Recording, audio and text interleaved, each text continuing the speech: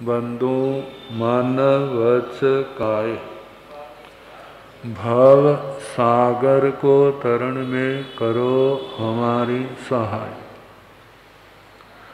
जिन शासन जिन वाणी सदा जयवंत हो, श्रवण संग सदा अविचल मंगल हो। मुक्ति को प्राप्त श्रमण भगवान महावीर स्वामी, उनकी परम पावन कल्याणी भागवती वाणी वाचक प्रमुख श्री इंद्रभूति गौतम आदि गणधर भगवंत युग प्रधानाचार्य परम पूज्य श्री सुधर्मा स्वामी जी महाराज, उनकी परम पावन पाठ परंपरा वर्तमान आचार्य ध्यान योगी परम पूज्य श्री शिव मणि जी महाराज एवं गुरुजन सबके पावन चरण सरोजों में मेरा अनंत अनंत बार वंदना नमस्कार। उपस्थित धर्म प्रेमी सज्जनों, माताओं तथा बहनों, प्रसंग चल रहा है 12वीं भावना धर्म दुर्लभ। धर्म क्या है? दुर्लभ है।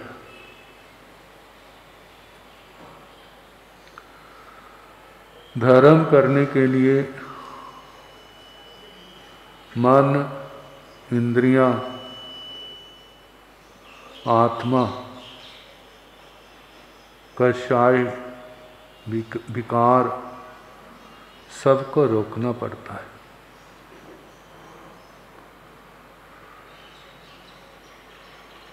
यदि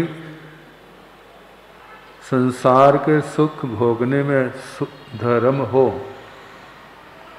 फिर देवलोकों में सबसे ज़्यादा होगा, क्योंकि वहाँ सबसे ज़्यादा सुख भोगते हैं। मनुष्यों के पास तो कुछ भी नहीं। तो धर्म हर कोई किसी के जीवन में ये अवतरित नहीं होता। अवतरित हो भी तो उसको टिका नहीं सकते। जैसे कहते हैं, अच्छी वस्तु बिना भाग्य के किसी को मिलती नहीं। मिल जाए तो उसके पास रहती नहीं। हम हरियाणा में विचरण कर रहे थे, तो एक भाई ने सुनाया घोर तपस्वी श्री फकीर चंद जी महाराज का प्रसंग। कहते बड़े भद्रिक थे,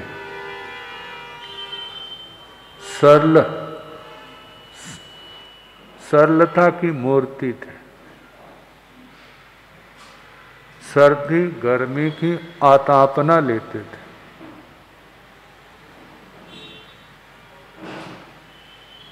यहीं पर परम पूज्य तपस्वी श्री टेकचंद जी महाराज ने, जब तपस्वी श्री सहज मुनि महाराज का 72 दिनों का पारना था ना, पता कब था? कितने तो सारे नए हैं। ये बात 77 की है। तो उन्होंने बताया था दोपहर को आहार के बाद वो छत पर चले जाते थे गर्मियों में, और सारी गर्मी अपने ऊपर सहते थे। सर्दियों में जब सारे सोए होते तो ऊपर जो बरसाती होती केवल एक कपड़ा चौलपटा, बाकी बिना कपड़ों के सर्दी की आतापना सहते थे। व्रत किया, पारना किया, फिर बेला किया, पारना किया, फिर तेला किया, पारना किया, चौला किया, पारना किया, पंजोला किया, पारना किया, 6 किए, फिर पारना किया, 7 किए, ऐसे लगभग 10-11 या इससे ज़्यादा उन्होंने तपस्या की थी। तो कहते हैं किसी घर गए तो एक बच्चा ना चारपाई पर लेटा खेल रहा था अपने आप ही। तो वो उनसे बातें करने लग पड़े। कहने लगे, बच्चा तेरा भाग तो बहुत है, लेकिन इस परिवार का भाग नहीं है। क्या है? जितना तू भाग्य लेके आया ना, इस परिवार का भाग नहीं है। तो वो तो हो गए, चले गए। देखने वाले ने देख भी लिया, सुन भी लिया। कुछ समय के बाद ऐसी घटना हुई, बच्चा भाव पूरा करके चला गया। मतलब वो जीव तो भाग्यशाली था, लेकिन उसको जिनके पास रहता था वो इतने भाग्यशाली नहीं थे, इसलिए वो योग नहीं बैठा। ऐसे ही धर्म, जो सच में धर्म है, वो हर आत्मा के अंदर नहीं उतरता। धर्म स्थानों में जाना ये कोई बड़ी बात नहीं है, लेकिन हमारे अंदर धर्म आए और वो रहे तो इस आत्मा को कहीं से कहीं पर पहुंचा देता। कहते हैं धर्म का ये जो हम क्रियाएं करते हैं ना, जो उसको पाने का अभ्यास है। जो हम क्रियाएं करते हैं माला से लेकर के सामायिक, स्वाध्याय, तपस्या, नियम, व्रत जो पालते हैं, ये किसके वास्ते? वो धर्म सच में हमारी आत्मा के अंदर आए। तो वो धर्म क्या? अक्रोध, अमान, अमाया, अलोभ, अराग, अद्वेष। वहां क्रोध नहीं, मान नहीं, माया नहीं, लोभ नहीं, राग नहीं, द्वेष नहीं, वासनाएं नहीं। ये धर्म का स्वरूप है। जब ये अवस्था आत्मा के अंदर प्रकट होगी, तब क्या होगा? जब जब ऐसे क्षण आएंगे, तब समझा जाएगा अब इसके अंदर धर्म का जन्म हो गया, धर्म का अवतरण हो गया। और ऐसी अवस्था में आत्मा में जो समाधि भाव होता है, उसको शब्दों की सीमा में बांधा नहीं जा सकता। तो हमारा वर्णन चल रहा है अहिंसा, संयम और तप। तप किसके वास्ते है? जो हमारे इस स्वरूप को नष्ट करने वाली विकृतियां हैं, उनको नष्ट करने के लिए हमारे कषाय, विकार, ये सारे क्या हो जाए? खत्म हो जाए। जैसे जैसे खत्म होंगे, तब हम विभाव से स्वभाव में आएंगे। विभाव जो आत्मा का स्वभाव नहीं, स्वभाव जो आत्मा का सच में जो गुण है। पाप करना ये आत्मा का स्वभाव नहीं है। क्रोध करना, अहंकार करना ये आत्मा के स्वभाव नहीं है। जे विभाव से पूर्व जन्मों के जो इस आत्मा ने कर्म बांधे हैं, उनसे प्रेरित है। जैसे चूल्हे के नीचे आग जलती है बर्तन रखा है, चाहे उसमें दूध है चाहे उसमें पानी है, गर्मी उष्णता उसके अंदर संक्रमित हो जाती है, जब बढ़ जाती है तो वो उबलने लग जाता है। ऐसे ही जब इस आत्मा के पाप कर्म उदय में आते हैं और आत्मा को प्रभावित करते हैं, जैसे पाप कर्म है वैसा ही दोष इस आत्मा के अंदर दिखाई देने लग जाता है। तो जितनी भी धर्म आराधनाएं की जाती है, चाहे वो संयम का रूप है चाहे वो तपस्या का रूप है। संयम का रूप है तो जो हमारे दोष है उनको पाप का भोजन ना मिले, और जो तपस्या है, जो हमारे अंदर विकृतियां हैं उनका कारण कर्म है, हमारी तपस्या उन कर्मों को काट दे। जितने कर्म कटेंगे हम बाहर की दुनिया से हट करके अपनी आत्मा के संसार के अंदर आ जाएंगे। कहते संसार के अंदर आनंद है, संसार के अंदर आनंद ना हो ऐसी बात नहीं है। यदि आनंद ना होता तो दुनिया पागलों की तरह ना भागती ना भटकती। आनंद है, लेकिन भगवान कहते हैं वो आनंद क्षणिक है, वो थोड़ी देर का है और बाद में दुख के रूप में बदलने वाला है। जे संसार का आनंद अपने पीछे दुखों की सेना लेकर के घूमने वाला है। सुख थोड़ा और दुख बहुता, सुख क्षण मात्र और उसके बदले मिलने वाला दुख तो कितनी बार अनंत का रूप धारण कर जाता है। तो जो लोग समझदार होते हैं कहते घाटे वाला सौदा नहीं करना, यही सोचते ना, जिसमें घाटा होता हो वो थोड़ा सा लाभ वो भी क्या है, ध्यानक है, क्योंकि उसके बाद नुकसान ही नुकसान होना है। ऐसे ही संसार के सुख जो है जो क्षणिक सुख है थोड़ी देर के, लेकिन उसके बाद पापों की दुखों की जो फौज है, सेना है, उसका कोई आर पार नहीं होता। जिनकी आत्मा जाग जाती है फिर वो उस ओर से ध्यान हटा देता है। कहते ना जे नहीं चाहिए। क्यों नहीं चाहिए? कहते इसका परिणाम मैंने सुना नहीं, साक्षात देखा है। जब साक्षात देखा है तो वो चीज आती है तो उससे क्या कर लेता है, मुंह मोड़ लेता है। इस जिसको कहते हैं अब इसके अंदर वैराग्य आ गया। बिना वैराग्य के धर्म भी सच्चा नहीं होता। जब विराग होगा तो धर्म उसके अंदर आएगा।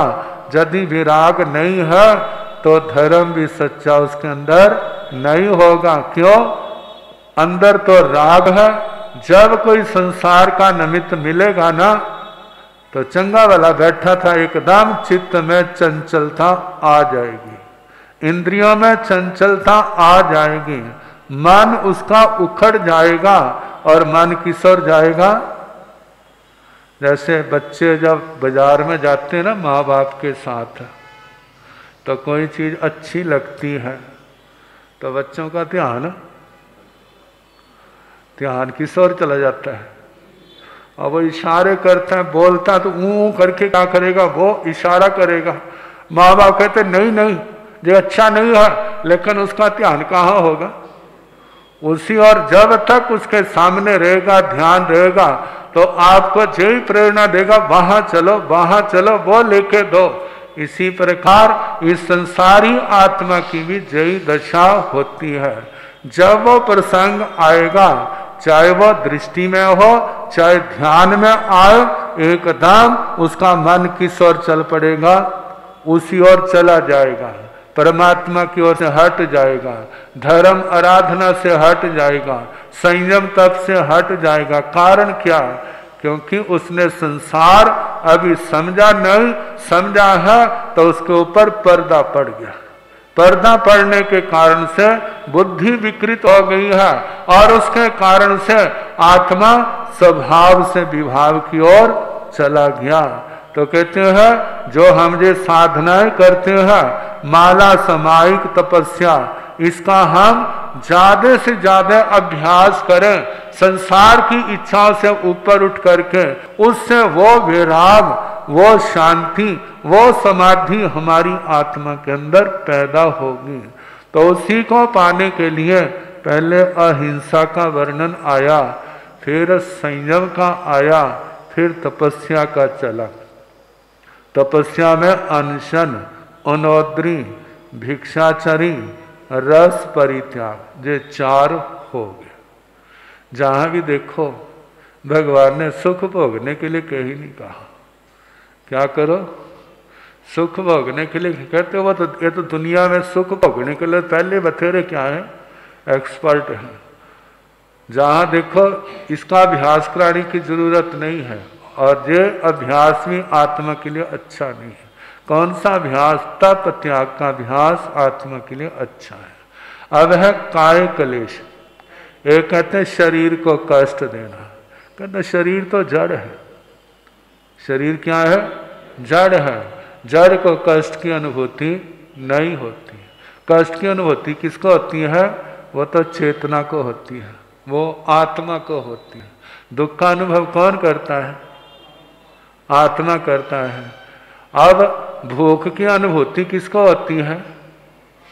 कौन चिल्लाता है मेरे को भूख लगी है, तुमने रोटी नहीं बनाई अभी तक? प्यास किसको लगती है? कहते हैं आवश्यकता शरीर की है, लेकिन प्रभावित कौन होता है? प्रभावित आत्मा होता है। जब शरीर की आवश्यकता पूरी हो जाती है फिर उसके बाद आत्मा प्रभावित नहीं होता, वो ठीक रहता चलता है।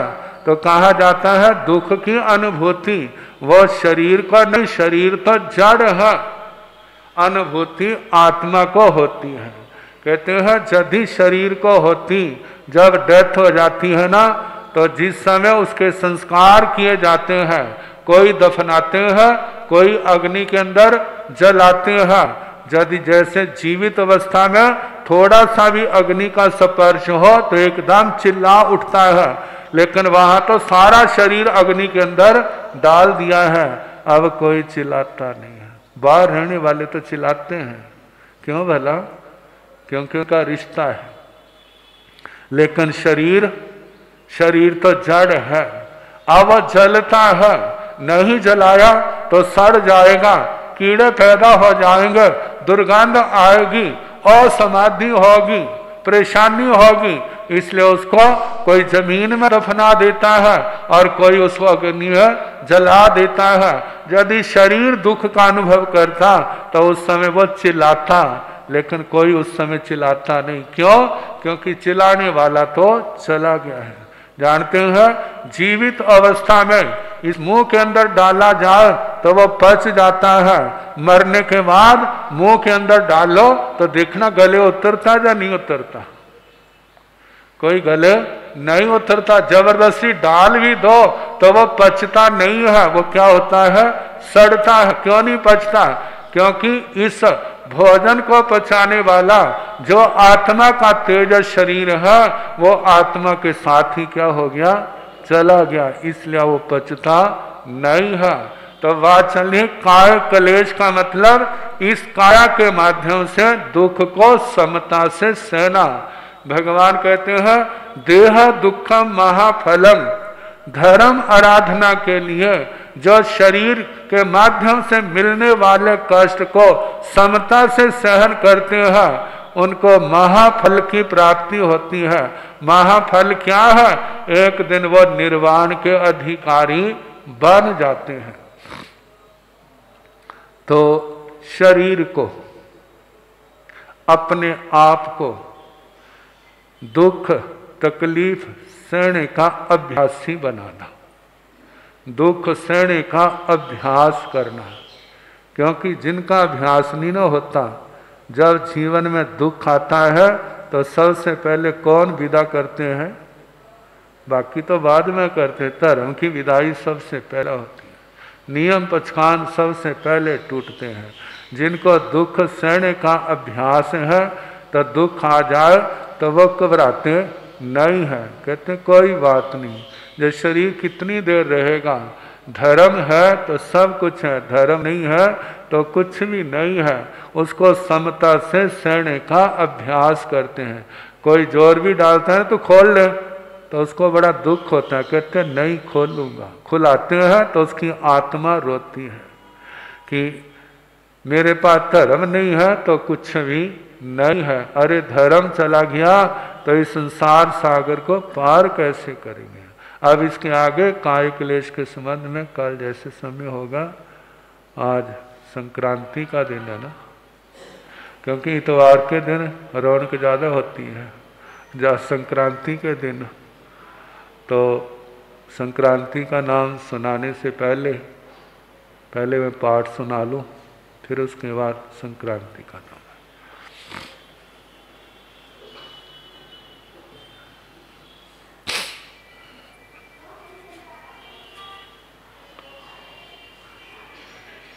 नमो अरिहंताण नमो सिद्धाण नमो आयरियाण नमो वज्रायाण नमो लोय संसाहुण सो पंच नमो कारो सब पावपणसणो मंगलानंद सम्य सिंह परमं हवै मंगलम् नमो अरिहंताण नमो सिद्धाण नमो आयरियाण नमो वज्रायाण नमो लोय संसाहुण नमो अरिहंताण नमो सिद्धाण नमो आयरियाण नमो वज्रायाण नमो लोय संसाहुण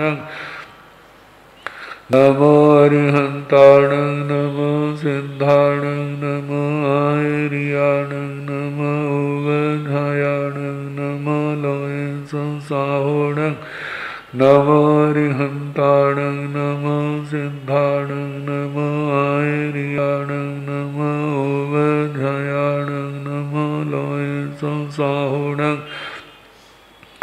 नमो अरिहंताण नमो सिद्धाण नमो आयरियाण नमो वज्रायाण नमो लोय संसाहुण नमो अरिहंताण नमो सिद्धाण नमो आयरियाण नमो वज्रायाण नमो लोय संसाहुण नमो अरिहंताण नमो सिद्धाण नमो आयरियाण नमो वज्रायाण नमो लोय संसाहुण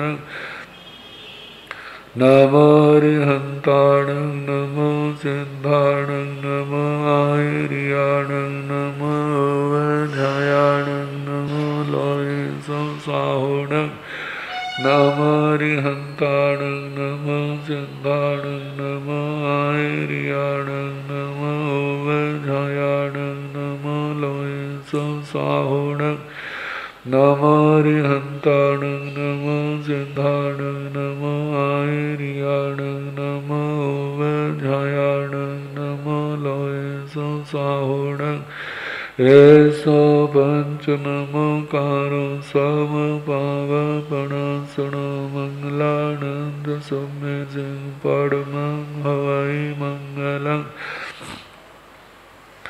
लोग सुजोय गृह धम देथर जने अरिहंत गन्ने संचोबि संपि केवली उत्सव जोंदे संभव अभिनंदन सोमयं च पावपः सोपासंजीणञ्च चन्दपः वन्दे सोभिहिञ्च पोहदन्तं श्रियसंवासौजन् विमलमनन्तं च जिनं धम्मं सन्तिं च वन्दामि कुण्ठमरं च मल्लिं वन्दे वणिसोऽयनमे जिनं च वन्दामि रत्नेपासं तः वर्धमानं च एवं मे विद्ध्वा विहरिमलपायेण जर्मरणं चोऽपि सम्पीडनरा तिथे रामे वसंतो गित्ये वंदिये महियाजे लोग सुतम सिद्धारोग मोहि लाभ समाहि वर्मतांतो चंदे सो निमल्ले राय चिसो अह्यम पयासरा सागर गंभीरा सिद्धा सिद्धे मानि सांतो लोग संजोगरे धाम नित्य जने अरिहंते गंदे संचोदि संपे केवले समझोदे संभव अभिनंदन सोमयंच पावं सो पासं जिणंच चंदपहवंदे सोविहिंच बहुदंतं सियल संजवासो वजन विमलमनन्तं च जिणं धम्मं सन्तिं च वन्दामि कुन्थुमरं च मल्लिं वन्दे मणिसो अयुनमे जिणं च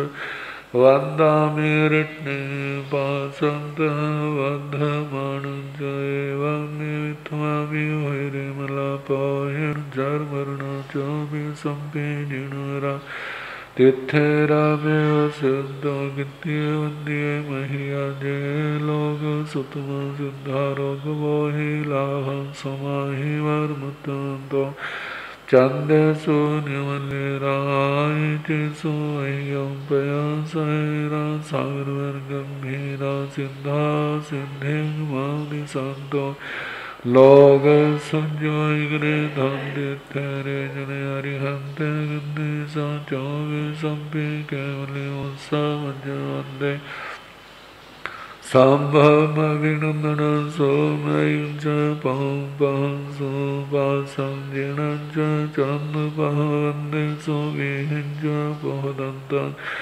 सियल संजवासो वज्रं विमलमनन्तं च जिणं धम्मं सन्तिं च वन्दामि कुन्थुमरं च मल्लिं वन्दे मणिसो अयुनमे जिणं च वन्दामि रत्नेपासन्तः वर्धमानं च एवं मिथ्वामि वैरिमलापाहिर्जर्वर्णः चौबीसंपि जिणरादित्येरामेव सन्तो गित्ये वन्द्ये मह्याजे लोक सुतमा सिद्धा आरोग्यमोहि लाभं समाहि वर्मतन्तो चन्देषु निमल्लिराय चिसो अह्यं पयासैरा सागरगंभीरा सिद्धा सिद्धिं मानि सन्तो लोक संजोगरे धन्दित्तरे जने अरिहन्ते गंदे संचोभि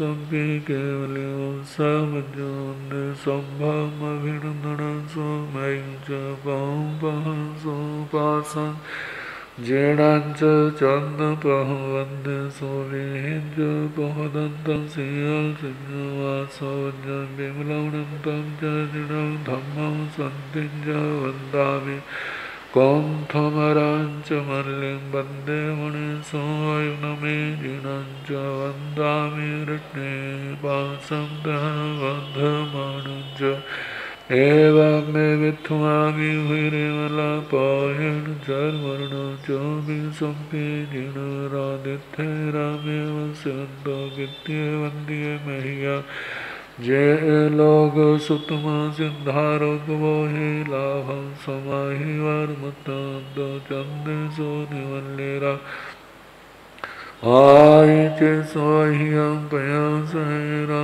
सागरगंभीरा सिद्धा सिद्धिं मानि सन्तो लोग संजोगरे धाम तिथैरे जिणे अरिहन्ते गंदे संचोभि संपे केवले उत्सवजवंदे संभव अभिनंदनं सोमयं च पावं सोपासं जिणं च चंदपहवंदे सोविहिं च बहुदन्तं सियल संजवासो वज्रं विमलमनन्तं च जिणं धम्मं सन्तिं च वन्दामि कुन्थुमरं च मल्लिं वन्दे मणिसो अयुनमे जिणं च वन्दामि रत्नेपासन्तः वर्धमानं च एवं मिथ्वामि वैरिमलापाहिर्जर्वर्णो च विसम्पेजिणरा तिथे रामेव स्यंतो कित्ये वंदिये महिया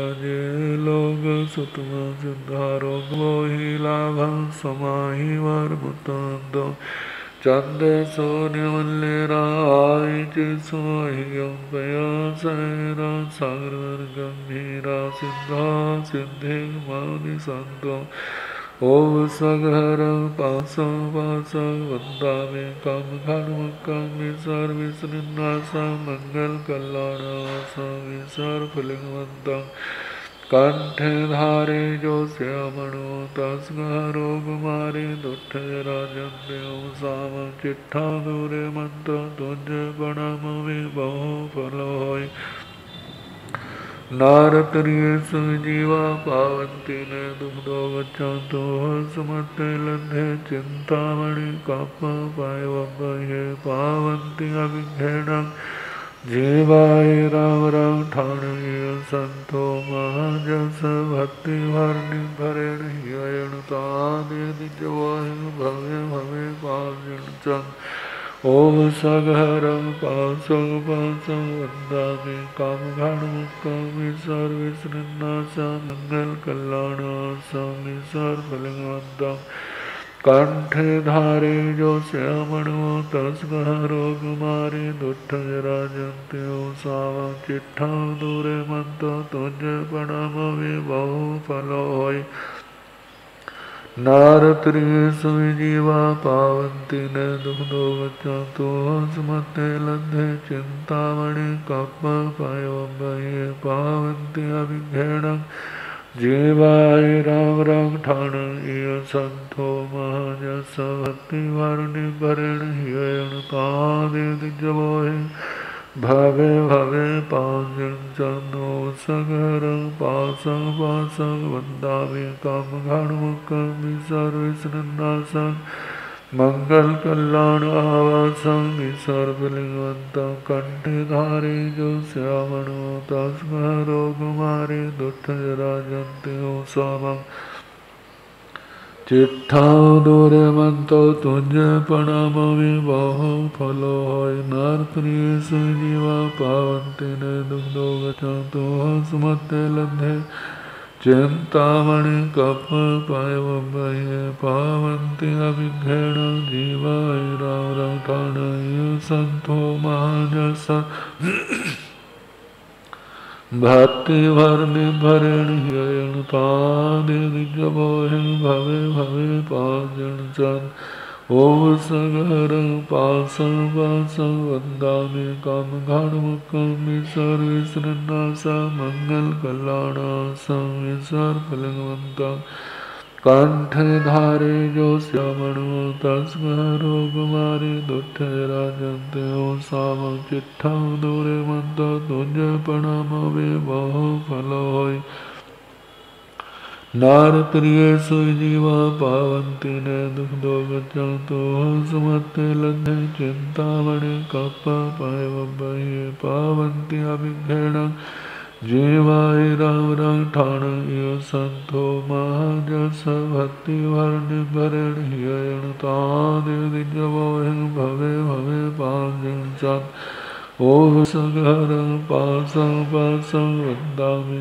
काम घाणमुखं विसर विसृन्नासा मंगल कल्याणासा विसर फलिंगवंतं कंठे धारे जो श्यामणो तस्गरो कुमारी दुष्ट राजन्ते ओम सामं चिट्ठा दूरे मंतो तुझ प्रणामि बहु फल होय नारत्रिये सुजीवा पावंती ने दुग्धो गच्छन्तो सुमते लब्धे चिंतामणि कप पाय वब्बये पावंती अभिघ्नेनं जीवाय राम राम ठाणय संतो महाजस भक्ति भरनि भरेण हियणुतादे दिजवोहि भवे भवे पांजन चंद भवे भवे पांजन चंद मंगलं भगवान मीरो मंगलं गौतम प्रभो मंगलं स्थूलभद्रादिया जैन धर्मोस्तु मंगलं सर्वमंगलमांगल्यं सर्वकल्याणकारणं प्रधानं सर्वधर्माणां जैनं जयति शासनं कल्याण पाद पाराम श्रुत गंगा हिमाचलम विश्वाम्भोजन विग्देवं वंदे श्री ज्ञातनंदनं दाराण सेठं अभिप्यानं सच्चे सुवर्ण वंद्यं व्यन्ते तवे स्वभावोत्तमं ब्रह्मचेरं लोकतमे समृणाय पुत्रे देव दानव गंधर्वा जखरक्षस किन्नरा ब्रह्मयारिणः सन्ति दुःखरञ्जे करन्ति तं चैता भारवासं चक्रवर्ती महिन्यो सन्ति सन्ति करेलोय भक्तो गे मनोत्तरं धम्मो मंगलमुखिठा अहिंसा संयमो तवो देवा वितग्नवं सन्ति धम्मे श्यामणो जस धम्मे श्यामणो। वृष की संक्रांति ज्येष्ठ की पहली बुधवार करना धर्म ध्यान प्राप्त करना ज्ञान कर लो ने पचखान होवे परम। वृष की संक्रांति ज्येष्ठ की पहली बुधवार करना धर्म ध्यान प्राप्त करना ज्ञान कर लो ने पचखान होवे परम कल्याण। ओम शांति। इस महीने की माला जो है 24वें तीर्थंकर भगवान नमोत्थुण समणस भगवो महावीरस। ये पाठ या भगवते श्री वर्धमान स्वामी ने नमो नमः। भगवते श्री वर्धमान स्वामी ने नमो नमः। इस महीने के लिए कोई भी नियम पचखान अपने मन में धारण कर ले। नियम चाहे छोटा हो लेकिन जो भी किया जाए निष्ठा लगन से किया जाए। अपनी अपनी धारणा प्रमाण त्याग हो सकता।